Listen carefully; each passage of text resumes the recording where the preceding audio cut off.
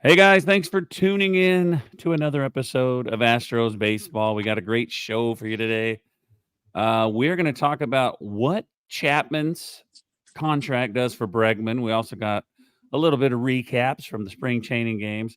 Talking about Christian Javier. He wants to bounce back. Can he bounce back? I saw a story on MLB.com. It was like 10 players that need a bounce back season or could have one. So let's talk about that. Also, Framber Valdez. He wants to be more consistent. You know how he started off really good, ended bad. He wants to be consistent. Jacob Melton, the number one prospect. Can he power his way onto the MLB roster? That's the story. McTaggart has his opening day roster predictions. Not too much different than they used to be, but still nice conversation. And then we're going to go down on the farm. Talk a little bit on down on the farm.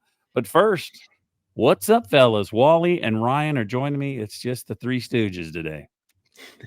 Yeah, Of course. yeah, no, it's going fine. The Astros are still on a really nice development path. Everything is going forward nice and smooth. You know, the a few little hitches here and there, but for the most part, it's been a very good spring training. Yeah, I've liked what I've seen so far in spring training. We'll dig into a few of those things, specifically Framber's outing. But it's nice to have baseball to talk about, for real baseball to talk about. So Yeah. Jake had a good day. Singleton had a good day. Yainer went bomb. Anyway, so it's good stuff. Yep, excited to see baseball regularly on my phone and on the big screen. I don't have anything from today on my notes, but from the chat group we have, it seems like there's a lot going on. And you mentioned maybe it rained and they're going to stop the game. Yeah, they did stop the game today after 6 innings. It started raining in the top of the fifth, and when they pulled the tarp, it was no surprise that the game was over. Jake had a good day, like Ryan said. Jake had a good day. He's hitting 444. Singleton starting to hit a little bit. Had a really nice double. Julks has a super spring. He after that 0 for 36 he had last year, I was wondering if we were ever going to see him again. Yep. Will Wagner had a hit, which good day, bad day for Will, because he got a hit and then he got sent down. It's not a bad day. All right, Urquidy had a good outing. So yeah, overall great day. I love the Urquidy, the way Urquidy's pitching. I know they're only throwing like 2 innings. My boy threw another couple of scoreless innings. He also got sent back down. But what a great showing by him. So we had an earlier podcast. We talked about your win-loss record as it relates to making the playoffs, and it helps to have one for some reason. And coming into today, the Astros are 5-4, and that's after losing 2 games in one day. They've scored 36 runs and they've allowed 35. They beat the Mets 2-1. Blanco, another great outing, 2 2/3 innings. Looked like they stretched him out a bit. 2 hits and a walk, 2 strikeouts. Hasn't given up a run yet in his 2 outings. Dubon and Cesar Salazar. I don't know if we're going to see him on the big league team this year. They both had RBIs. They scored a lot of runs against Washington, 10-8. Whitcomb 2 for 3 with 3 RBIs. He's hitting 500 unless he played today. A 1250 OPS. Kessinger drove in 2. Melton had a huge bomb. He was 1 for 3, drove in 2 runs. We can stop here for a second, even though we're going to talk about him later. Framber Valdez, 1 1/3 inning, 5 hits, 3 runs. Does that worry you guys at all, or should we save that for the Framber section? Well, let's just talk about Framber now. Go ahead. We can do the Framber section. Yeah, let's do the Framber section. Okay, on a whim, right? It's coming up though. Anyway, 7-1. Christian Javier, 3 innings, 2 walks, and 3 strikeouts. Javier's looking good. We also have a Javier section. Montero, Hader, and Abreu, they all pitched scoreless innings. Altuve and Jordan had RBIs, and Kyle Tucker went deep. What are y'all seeing from these spring training games? What sticks out to you? What are you happy about? Is there anything that worries you? Go ahead, Ryan. Okay. I love the contact that I'm seeing these guys making. Not just the contact, but we heard a Spada say the other day about how much they want to concentrate on hitting runs and being aggressive on the base pass. I think that game against the Nationals was proof positive that they're working on that stuff. Going back and looking through the box and looking through the play-by-play on that, you can see that they're putting just a little bit more energy into what they're doing on the base paths and being a little bit more aggressive, even this early in spring. It's awesome to see, not necessarily that carries over to full blown what it is now into the season, but I think that seeing some of these things going on that are what we've been told they're going to work on, and we're actually seeing it happening is really, really good. I love seeing guys like Jake make contact and make good contact and getting good base hits, legging out doubles. Yiner hit a bomb today. We're just seeing these guys come out swinging and looking really good. And does spring training always translate to the season? Not always. We've seen Bregman have a really good spring training and come out really flat in the beginning of the season. Tucker's done it. Heck, even Altuve's had a few years where he's come out of spring training looking great and started a little flat. So too early to tell still, maybe you can say, but at the same time, I think there's a lot of things to be positive and to start paying attention to that gives me a lot of confidence as to what a spot is really trying to do with this team. So I love it. Yeah, I think the pitching is so far, save Framber's outing the other day, has been really good. You saw Javier throw 3 today. He no hits, or it was yesterday. He 3 innings, no hits, 2 walks. One of the things I read about what they're trying to do with Javier is get him more upright in his delivery, so that would give more ride on his fastball. Said last year he got bent over too much and he lost that ride, and he was easier to hit. And he lost control. Today, Urquidy was good. Urquidy is Urquidy. If we can get Urquidy to pitch to a 3.75 ERA and just do what he does, that'll be fantastic. Framber said they said Framber was trying to call his own pitches. There's 2 schools of thought of that. Maybe it'll help Framber clear his mind. There's the other part, which seems to be more likely that Framber has enough going on in his head, and he ought to just offload that to somebody else and just throw. He can be so good, and then all of a sudden go off the rails. We call it good Framber and bad Framber. Yeah, I mean the catchers and the team, the coaches, they work this game plan out. They scout all these players. They know what they swing at. They know what they swing at late. They know what they swing at early. And that's the catcher's job to know all this. So why not just let him do it? I've seen a couple of pitchers last year. They had the thing on their glove, but I don't know. I think he's good enough. He's good enough to do it himself, but he's already in his head enough. Why even add that to but I don't know. Maybe it keeps you from shaking things off. Volatile.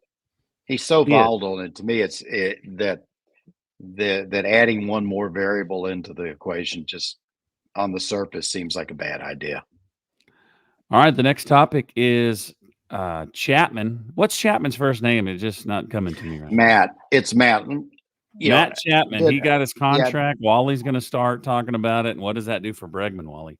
Yeah, well, first off, on the contract itself, it's another Boras client, and it's with the numbers a little different, but it's pretty much the same contract that Bellinger got. Again, the numbers are different. Bellinger was 30-30-20. These are 2018 and 16 or something along those lines. Really, it's a pillow deal. If he plays anything close to what he should, it's a 1-year deal. And the Giants are actually calling it a 1-year deal. Listening to MLB radio today. The difference between Chapman and Bregman is defensively, although they're similar. Chapman's certainly a Gold Glover. Bregman's excellent, but as a hitter, there's no comparison. Chapman strikes out 30% of the time. Bregman strikes out 13% of the time. Chapman's a 22.70 guy. Bregman's a 25.95 guy. There's just no. Neither of them are base stealers. Bregman's a good base runner. I haven't seen enough of Chapman to tell you he's a great base runner or not. That needs to be seen on a daily basis.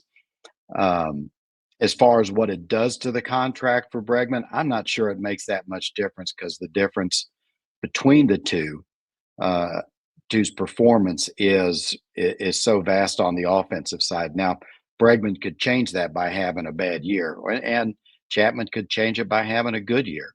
But as it stands right now, I think Bregman's going to be looking at the same bargaining position that he had before.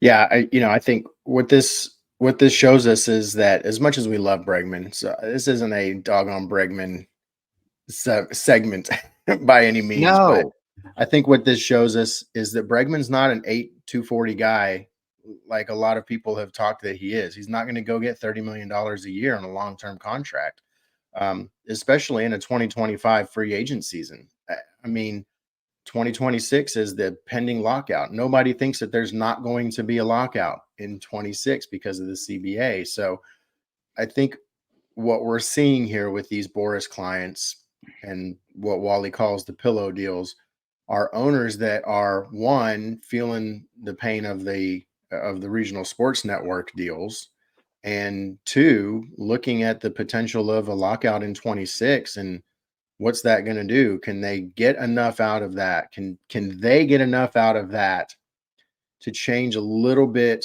of the market in the way they're paying these guys? I don't think any of these owners like and love their 10 and 12 year long-term deals. They hate them. And so they're setting up for 26, in my opinion. And you've got these top shelf guys that are Boras clients that are all sitting there who want their long-term deals, and the owners aren't budging. And I kind of like it a little bit. I mean, I'm for the players, right? Make your money, get paid what you're worth. But at the same time, we've seen how many of these big long-term 10 and 12 year contracts hamstring teams that could otherwise probably put together a team and be competitive every 3 or 4 years. I think this contract, what it does is it opens Breggy's line of communication to the Astros and a reasonable extension wide open, honestly.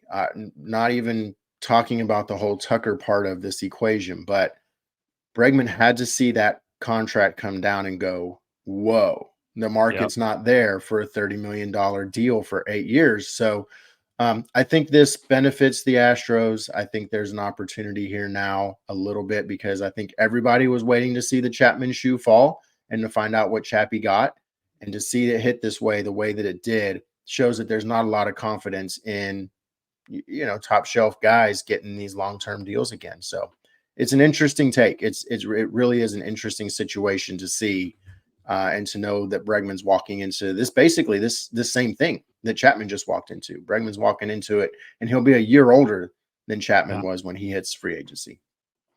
It definitely changed my mind about it.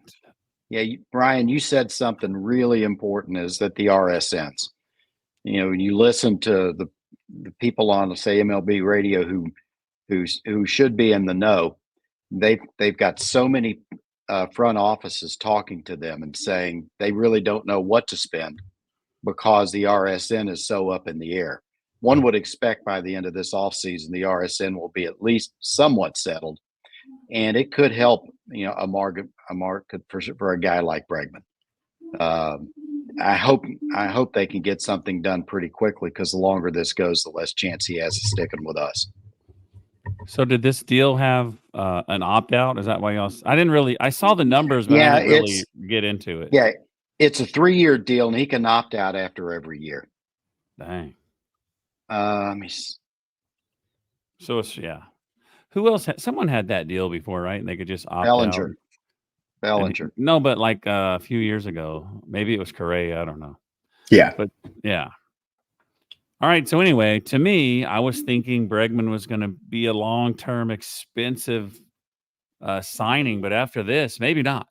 That gives me a little bit more confidence that Bregman could be an Astro for life. So let's talk Could about they this. could they give Bregman what they gave Altuve with a little bit extra? Yeah, does he go 120, 150? And take 25 a year for 5 years or 6 Yeah. years. Yeah, It's interesting to think about what this did. Yeah. To me, this feels like a 5-125, 4-110 type of thing. Yeah. If he I wants think to he go could get the shorter same. years, I think he could get the same contract, but not so team friendly the last 2 years. That'll work out. Mm-hmm. I mean, I could certainly see him getting a little more AAV if he goes 4 years, 5 years, a little more money, a little less AAV. I say more and less. Let's do that. All right. So next topic is can Christian Javier bounce back in 2022? An ERA of 2.54, a 33.1 strikeout rate. He had a 170 batting average against. And if you go to last year, his ERA ballooned up to 456, and his batting average against went up 70 points to 234. He's 27. He's in his prime. He comes in great shape. So far in spring training, 3 innings, no hits, 3 strikeouts, 2 walks, 31 strikes on 51 pitches. So how confident are you fellas that CJ is going to bounce back? Because after that 2022 year, it was like, yeah, he's one of the guys that could get the Cy Young. He's one of the guys that could lead the league in strikeouts. But what do you think, Wally, about old Christian Javier bouncing back? Well, his first outings have been real good. If they truly found what that mechanical issue is, then that's great for Javier, great for the Astros. He's on a 5-year, $64 million extension, which could be team friendly. But then again, if he doesn't throw strikes, it's not going to be so team friendly. Javier kind of profiles as a right-handed Blake Snell, really, because they both don't go many innings. They both have electric fastballs. They both walk a lot of people. So you've got Javier, you're getting a right-handed Snell at about, a fifth of the price of what Snell wants, or whatever, about a third of the price of what Snell wants. You can't have too many guys like that in your rotation, or you'll burn your bullpen. So let's hope he does, and hope he can be a 6-7 inning pitcher rather than a 5-6 inning pitcher. Yeah, that was going to be one thing that I kind of hit on is I'd love to see Javier with some depth this year and go deeper into some games. And aside from that, I also think that we talked a little bit about, the rise on his fastball and this invisible that he's really known for, and was the reason that everybody has been so high on Javier. I think that you said they're going to do some mechanical work on that. He looked like he came to camp a little bit slimmer as well, and maybe a little bit more fit this year. And so I think that there's an opportunity here for Framber, or for Javier, that he can have a bounce back year. I as much as so many of us really loved Maldi and loved to hate Maldi at the same time, I honestly think that maybe Maldi not being here this year might be good for these guys as well, because it's going to draw them out of their comfort zone just a little bit and make them work harder, as opposed to relying on some of the things that they probably relied on Maldi for. And you have a young stud behind the plate, and you've got, Caratini, who is a veteran. He's good. He knows what he's doing back there too. But it mixed it up a little bit. And sometimes we say in baseball that, maybe sometimes a change of scenery is good for a player. Maybe this Maldi leaving thing will end up being good for these guys, because they have to dig a little bit deeper and find what really works, and focus on some of those types of things, instead of really kind of leaning on Maldi for hopefully the game planning part of this game will go better and I don't have to be as good. Now maybe they have to rely on their stuff a little bit more. Not saying that Yainer doesn't have the ability to call a good game, but like you said earlier, Rob, they've got game planning coaches. They know what the game plan is going in there. You and I could halfway stand behind home plate and maybe catch a ball and know the game plan, because it's all set up ahead of time with the analytics and the R&D department and all the stuff that they have. So I don't think a cerebral catcher is as needed in the league as much as it used to be. And not to say that there's no benefit to that, But maybe that change of scenery, along with some of these mechanical things that they're doing with Javier, can bring that invisible back and can really help him focus in and be the guy that is back in the Cy Young talks again. Yeah, what I like about Javier, and you put this on Urquidy as well, is they're both so unflappable. You know, someone could say, "Hey, the locker room's on fire," and they'd say, "Shut up and give me the ball." So we want Javier to go longer. If you look at this outing, although it is spring training, it was his debut. He did go 3 innings and he threw 51 pitches. So that's 5 not bad. innings. Maybe he can go 6, 2 walks. He didn't have any, he gave up any hits, but he had 2 walks. So that's, he's got to keep the pitch count down. And also in the same game, I believe, Josh Hader made his debut. He threw a scoreless inning, gave up 1 hit, and he threw 9 of his 15 pitches for strikes. Mm-hmm. I think that's going to be the key for Javier. I think sometimes last year there were a few times where some of us were saying that it felt like he was just trying to get a little bit pretty. Again, I don't know if that was him or I don't know if it was what Maldi was calling. But Javier's a guy that he can attack the zone. And when you start getting pretty and start nipping at the edges a little bit too much and get off of what you're really built to throw, it can damage you. It can hurt you. And I think maybe that's a little bit of what happened with Javier last year. So love to see him get back in to focus on attacking the zone. The thing that I liked best of yesterday's game was, the hidden line that should really encourage Astros fans was one inning, 1 hit, 1 strikeout for Rafael Montero. Yeah. If Rafael Montero is the same Montero as 22, this could be a really, really scary pitching staff. We could do like 3 sections on bouncing back, because you could put him on there too. I don't think no one on this team has more to bounce back than Montero. Oh yeah. Yeah. I was excited too, because he was the first guy. They signed him right away. They're like, we need this guy. Let's sign him. But now let's talk about Framber Valdez, who was our ace. They got JV. I think JV's probably the ace now. 7-6 with a 2.51 ERA. I've said this before, but I never had the actual stats to back it up. 7-6 with a 2.51 ERA in his first 17 starts. 5-5 with a 4.6. So I even blew it up a little bit. I thought his ERA was closer to 6. I apologize for that, but it did have a couple of 6s. But he lost all 3 of his playoff starts. 0-3 with a 9 ERA in the playoffs. He said it's in the past, but obviously we're always working just to get better than we were in 23. Try to get more consistent. 3 runs, 5 hits. He gave up a homer in an inning and a third. Valdez did say, though, that he was only throwing at 40 to 50% intensity. So it wasn't the whole Framber. It was just spring training Framber. It was Framber without the hair, right? Yeah. Anything you want to add on Framber? Kind of talked about him earlier. Yeah, right? we kind of hit on that a little bit more earlier. Yeah. I think one of the things for Framber that, he came to camp thinner and a little bit more in shape. And, he's a profuse sweater, right? Yeah. And so I don't know, that's just a natural thing that he has, but maybe the extra weight that he was carrying around had a little something to do with that. And, if he was getting worn out and the pitch clock issue, and, there were a lot of times where he just looked taxed. He looked whooped out there. And I think that and hope that losing a little bit of weight, coming back to camp a little bit better in shape. Again, a little change of scenery in and within what's going on with the team. Maybe it'll do him some good. I think that last year there were a lot of things that happened that threw him off.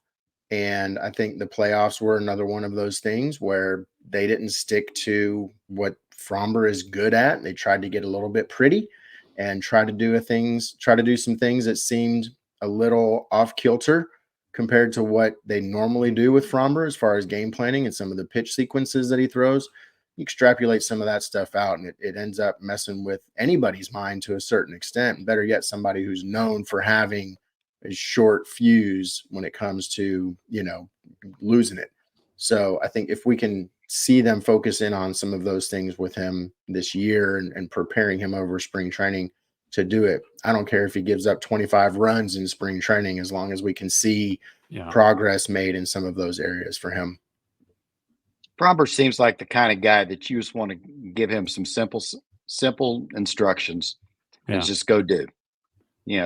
He's got the best curveball in baseball, or one of them. He throws fastball at 96, 97. Probably could use taking some speed off that fastball so he gets more movement. The tools are there. Just clear his head. Just tell him, go pitch. Don't worry what's going on. Bad things are going to happen, and just keep it in the right direction. You look back at those stats that I read, 0-3 with a 9 ERA in the playoffs. We were just one Framber Valdez win. Yep. If he would have just had one really good lights out game, we would have been in the World Series, and more likely we would have won it. But anyway, before we get to Jacob Melton. And Javier too, if we can stop it, because we were at Game 6 with the against the Rangers, and that Javier threw that ball to Seager, and that was a hit as far as anything I've seen hit. Yeah, I think it landed in Baytown. That was a bomb. All right. So before we get to Jacob Melton, we have a question for Wally. What's that? It's right here from Alex Graham. Question for Wally. How would you rate the Longhorns' performance and Minute Maid this weekend? Hi, Alex. How are you doing? Well, it's disappointing to lose to Texas State. It's nice to beat Vanderbilt. I guess they beat Vanderbilt today, didn't they? They were beating Vanderbilt pretty good. I didn't see the end of it. The LSU is LSU. So, to beat LSU would be a plus. So, it's less than you would expect, but it looks like they at least got out there with at least one win, assuming they beat Vanderbilt. Alex said they lost. Oh, they did? So it's a bummer. Hey, Alex, thank you for watching, and thank you for that question for Wally. So that could be a segment. Ask Wally. All right. Questions for Wally. So I know I know Wally's excited about talking about this. Can Jacob Melton power his way to the majors? We already talked about that he got sent back to minor leagues. But for me, I think they're just going back with their team, get used to their catcher, get used to their because there's no reason for them to stay here because they're not going to make the roster no matter how good they are. Joe Espada said, we do like his bat. He's a true center fielder that can play the corners. We have Jake. We have Chaz. Jacob Melton said, I'm just trying to clean up the swing and simplifying things a lot. He needs to execute his best swing more often. Brian McTaggart said Melton could be knocking on the door soon. And with Jake Myers, if he's not the man, when that door comes a knocking, it could be Jacob Melton. Yeah, it's if Melton comes up and plays, that's what you call rich people's problems. It's good teams' problems. They having somebody that's good enough to push another good player out of the way. Reading between the lines in the articles that we saw on Melton is they say he's got flashes. Now he just needs to work on being consistent. Yep. No doubt everybody sees the tools that are there, but you've got to do it every time or almost every time rather than once or twice a game. You saw the power the other day hitting an opposite field home run. He's a left-handed bat, and you can always use a good left-handed bat in the outfield. He's fast. He can play center field. He can also, if he can play center, he can also play the corners. I'm assuming he's got a strong enough arm to play right since they put him there. It's just waiting his turn. Just go perform and wait your turn. Yeah. I think. Sorry, Ryan. No, go ahead. You was talking about being more consistent. He did have a home run, and he was 1 for 3. So his one hit was a home run. Not that 1 for 3 isn't bad. I'll take that every game. No. Yeah, I think they want to work on his strikeouts a little bit, right? I think that's one of the things that that I saw on him that he had 16 strikeouts and 56 at bats in Corpus last year. Look, the guy is a high slugging percentage guy. He carries an OPS right around what Jake Myers carried as an OPS in the minors. So I think it'll be interesting to see now that he's going back down, has a taste for the big club, sees and hears some of the rumblings of potentially being, called up and the next guy in waiting, how that really encourages him to perform down there in Sugarland. So I think that we could see Melton if Jake doesn't, if we get to May and Jake is not done and hitting, 800 OPS, 750 OPS, and, getting us his elite defense, then I think that we're going to see a chance there for a Melton call up. They're high on this kid, and I think that they're just itching for a reason to bring him up and let him go. What'll actually, drive that decision, we'll have to wait and see. Yeah, we said this on an earlier podcast, but it deserves another mention here. It appears that when the Astros got Verlander back, the question was, do we give them Gilbert or do we give them Melton? And Brown made his decision. He was going to keep Melton. See, I think he sees the upside of Melton. I think with Gilbert, he, smaller guy, he's energetic, but, smaller guys typically don't have the endurance that the bigger guys do. Sounds like Clifford there was no question Clifford was going to go.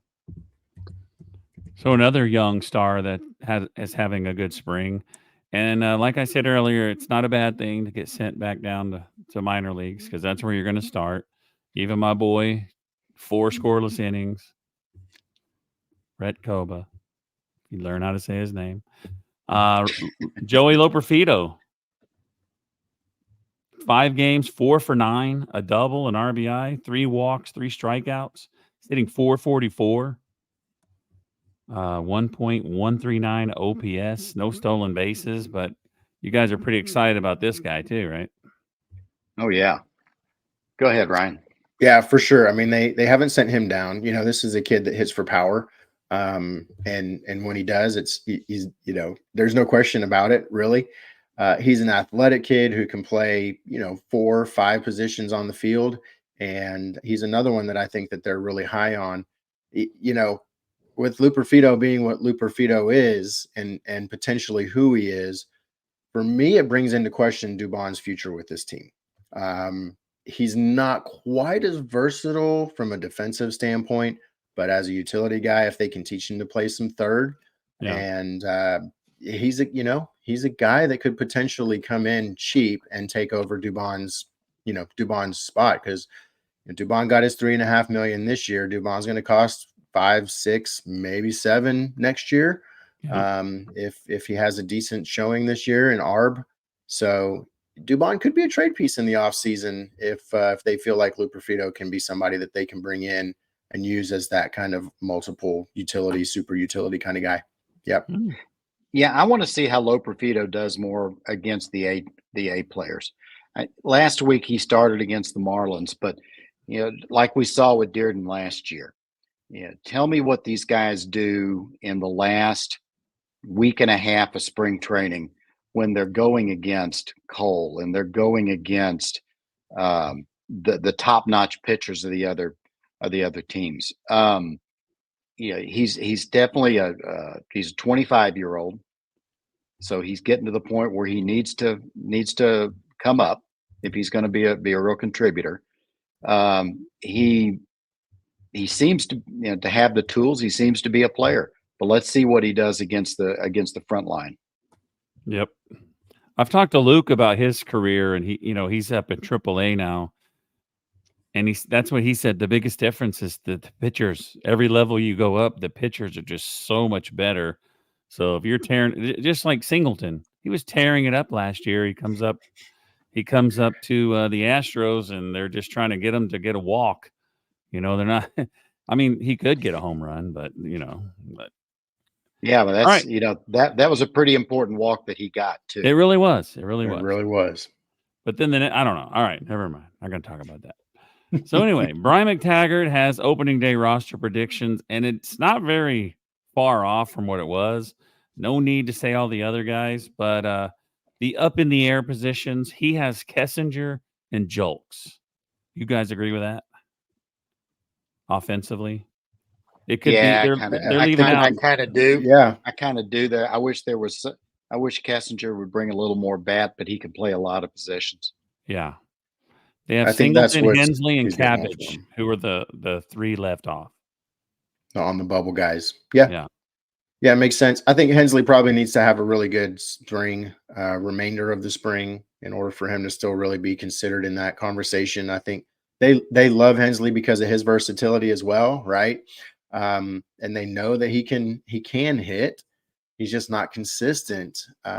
He's a baseball player, though, right? When you ice a guy, you can't expect him to be hot. You can expect him to be cold, and so Hensley's a guy that I think they're still high on. But he's got to come in and be able to hit off the bench. Cabbage, we all know the story there. Singleton, I think they love the story and the idea of that guy still being a part of the club. Yeah. Is he going to be able to contribute? We'll see. I don't know.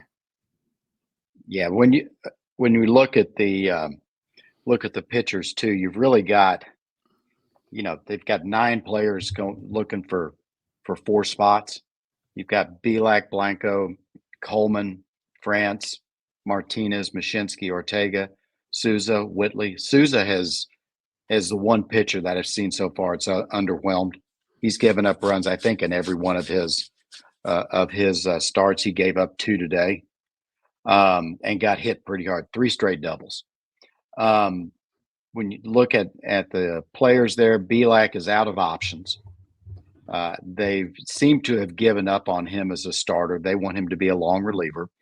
Blanco seems to be the one they're trying to groove as that next swing starter. France, who knows about his health. Coleman has got a live arm, and I read today that they found something in his setup that was wrong, that was causing his pitches to be less predictable, to less control.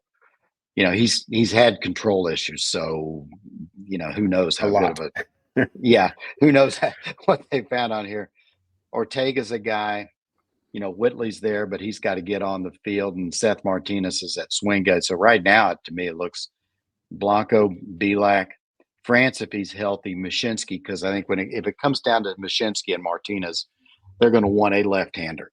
Yeah, and if France isn't ready, then probably Coleman, just because he's got such a live arm that they want to see if they can work with him at the big team. And unless Souza figures out what's going on, Mashinsky's your only other left-hander, right? So, yeah, which is sad. Souza did so good last year towards the end of the season. I was really hopeful that this guy was going to be a tool that we could use. We'll see. His couple of outings haven't looked good. Maybe he's working on something that we don't know about too, and they'll figure him out, and that'll be the guy that that they thought he was going to be.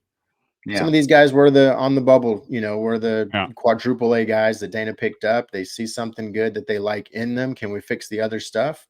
If not, oh well, it didn't cost us anything. If so, great. We found a diamond in the rough, right? Yes, Souza's a waiver claim. Mm-hmm. All right, so here's Brian McTaggart's list of who's going to make it, the pitchers. I didn't even know this. I wasn't aware of it. This is opening day. But Bray was in a 2-game suspension.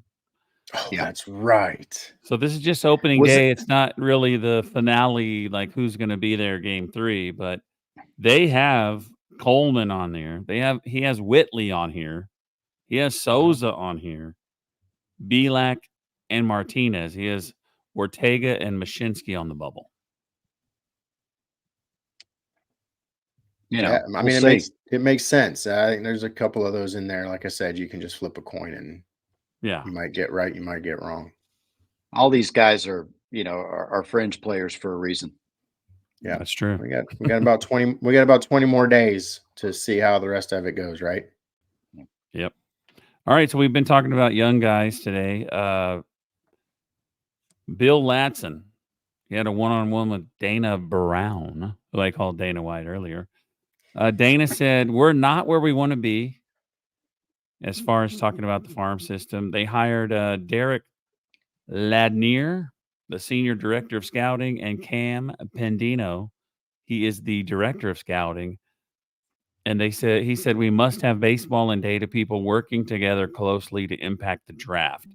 So we had those 2 seasons where we didn't have draft picks. So Dana Brown acknowledges that we're not where we need to be, but looks like he's got the right guys in place and the right plan to get us where we need to be. I think they know where we are. They see the writing on the wall with some of these guys. Framber's contract, Javier, even though he signed that extension, is not forever that he's going to be around here, right? Verlander, we all know where that one's looking, right? McCullers, Luis Garcia. When you start looking a few years down the road, there's a lot of question marks for this team, and so I think that's a big reason why Crane brought Dana in here, and why Dana knows that scouting is now back to where we need to go, and they've got to get out there and find a few pieces that are going to either build assets so that they can trade and sign, or what the Astros have always done, which is homegrown stuff, and bring him in and just keep playing that replacement game and keep winning. So I think that Dana's proven his worth with what he did in Atlanta before coming here. So I have full faith in the guy that he's going to be able to put these pieces together and really help us put a good farm system back together. Not that the farm system's bad. We've talked about this before.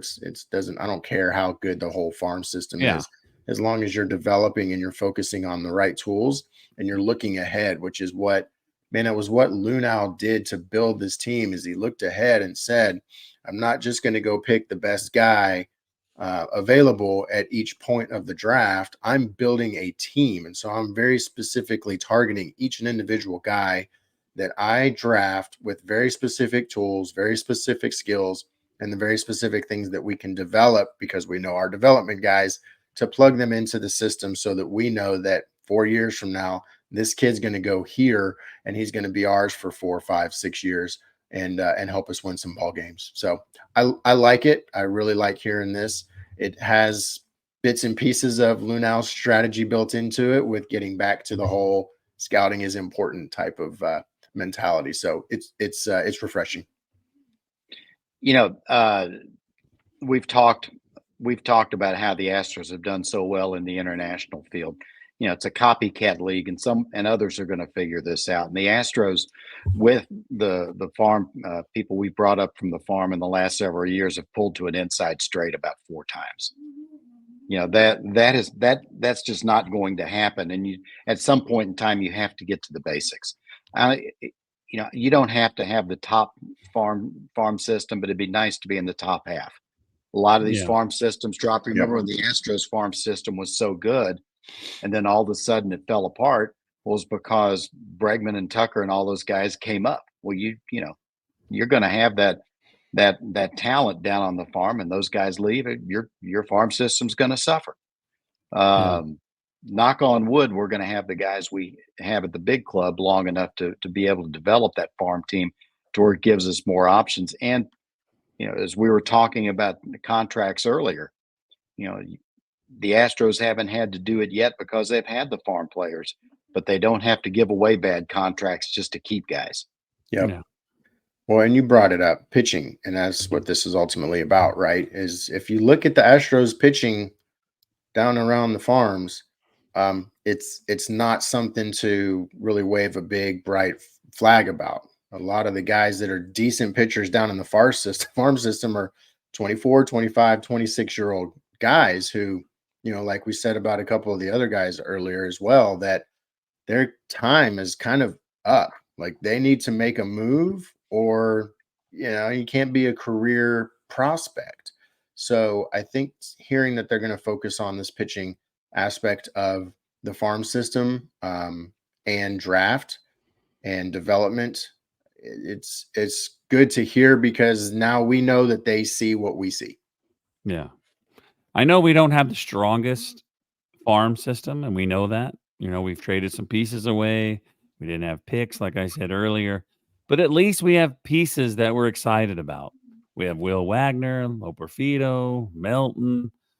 There's people there. At least we're DeZenzo is a not guy looking that and could yeah, impact a at big least we're not club. Yep. looking and saying, who are these guys? Like, how are Pedro they ever going to help? Leon. Yeah, there's individual pieces there, I think, that you can cherry pick out and say the Yeah, future is not dull, right? yeah, it's not So I bleak. think that's Well, it's one of those things that we have to look forward to, but we We'll be still overall need to get back to some of those basics. this is the first time in a few years when they've sent people back down that we've looked at a couple of guys and said, yeah, I want to keep my eye on that guy. You look at Melton, you look at Koba. Who else got sent down? Those are a couple right off the top of my DeCenzo. Those are three guys, right? And Wagner. Those are four guys right off the top of my head that you really, really want to keep your eyes on, and there's interest in other than just being a guy. Yeah. Congratulations. You said his name right. Yeah. Now I'm trying to which one is right and which one is wrong. These guys got me confused. But anyway, see You're that the one that got called out by his mom for saying it right. Yeah, you had I it did. right. I was I saying did it say wrong. Yeah, we're like Cuba. But I was actually just chanting it. I don't Yeah, wasn't yeah, really yeah. pronouncing it. You're not supposed to know everybody. It's okay. So anyway, national TV games. All attention's good, right? Yeah. All publicity's good. So national TV games, Brooksgate once again. Go follow him at Brooksgate on X. He's a great follow. He's got a lot of followers, and his tweets get a lot of attention. But he said the 2024 MLB national TV games, and this is without Apple. It is Fox, ESPN, FS1, and TBS. The Yankees have 15. The Braves, the Cubs, and the Dodgers are tied for second with 14. The Astros and the Rangers have 11. They're all against each other. I'm just kidding. 7 is Philly and St. Louis. They have 10. So if you look at the other side of the spectrum, Oakland, Toronto, and Washington, they all have 0. Shocker. Colorado and Pittsburgh, they only have 1. So the question I have for you fellas is two different comments that I've read on this post. Should national games be split up more evenly so that each team gets an exposure, or do people really want to watch the Oakland A's and the Reds or some, a team like that? Like what do you think they should do? Yeah, come on, go for it, Rob. Let's see how many people watch the Rockies and the A's. Yeah, nobody. Both family members were well entertained. I don't think if you expose America to the A's and to the Reds, to Washington, the Nationals and the A's, who's going to watch that? Nobody. You talk about exposing. It sounds like it's a baseball disease, and you're not too far away. No, look, the national TV games are at prime time, slots where this is where you gain fans, right? Or you have the I watch 15 games a year fan catch a game. Those are the games that are playing in the big bars at prime time, right?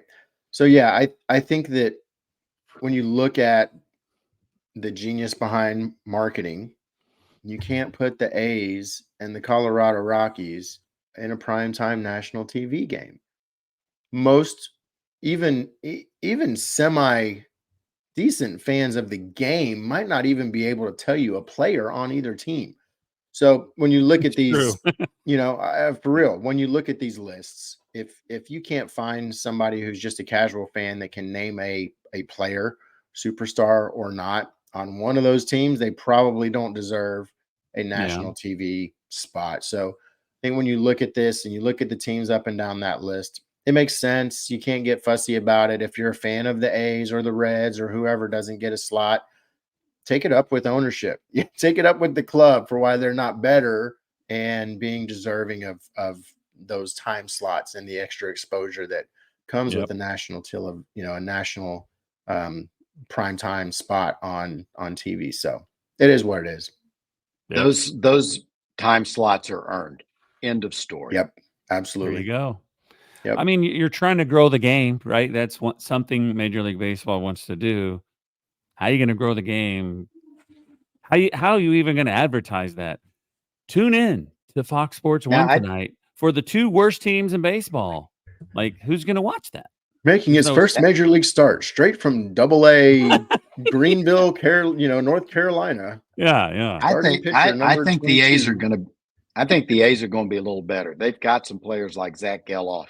Zach Geloff is a good ball player. Good, had a great rookie season, second baseman. They've got some people to look at. The Rockies, my word, are they nondescript? Can the A's finish 4th in the AL West?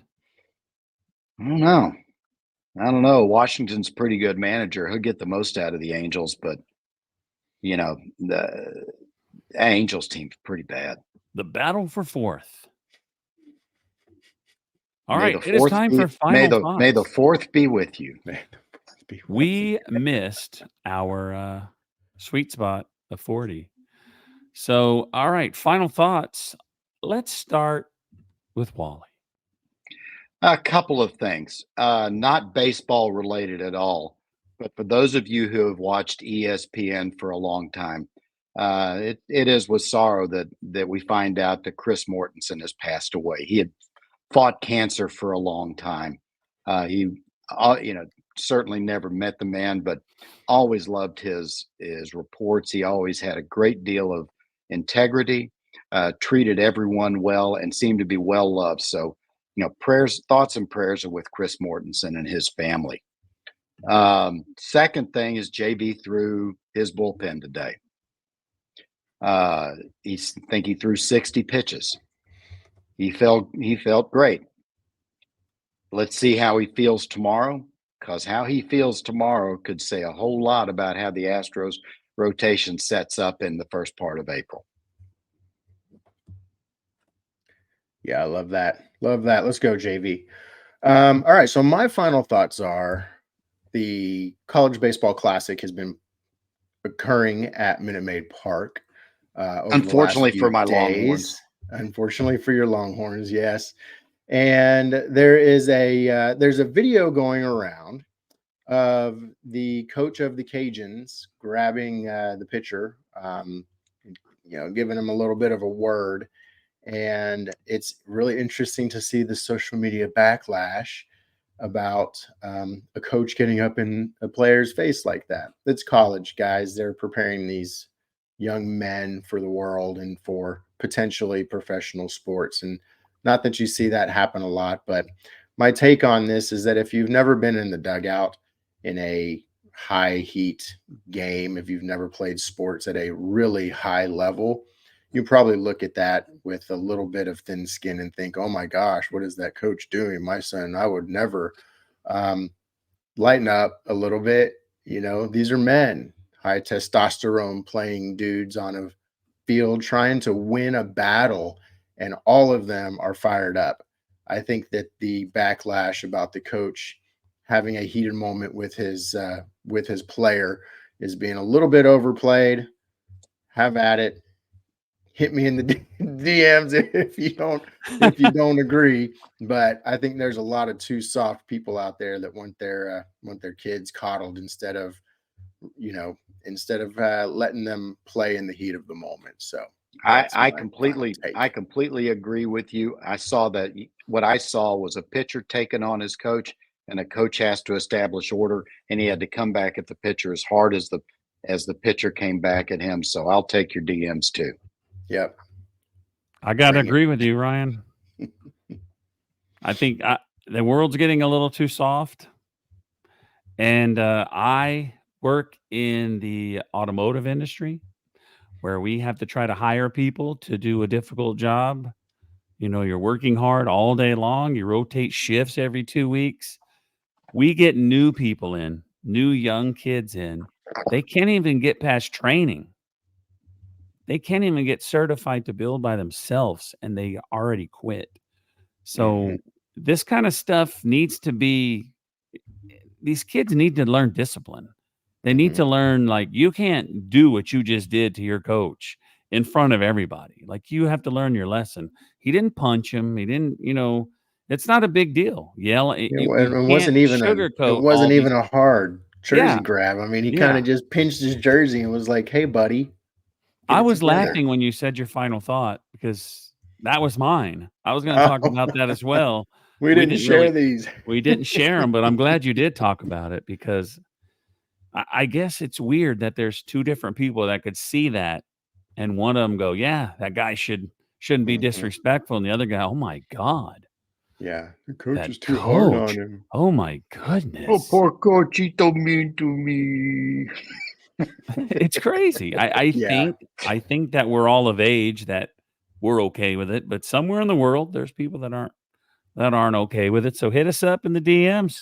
We're all in the Hey, DMs if you don't hey, agree with back that. back in my day, if a coach didn't do that to somebody, you would have Yeah. lost all respect for him Do you remember In front of Ken everybody. Giles? in Remember the front of Ken Giles? everybody.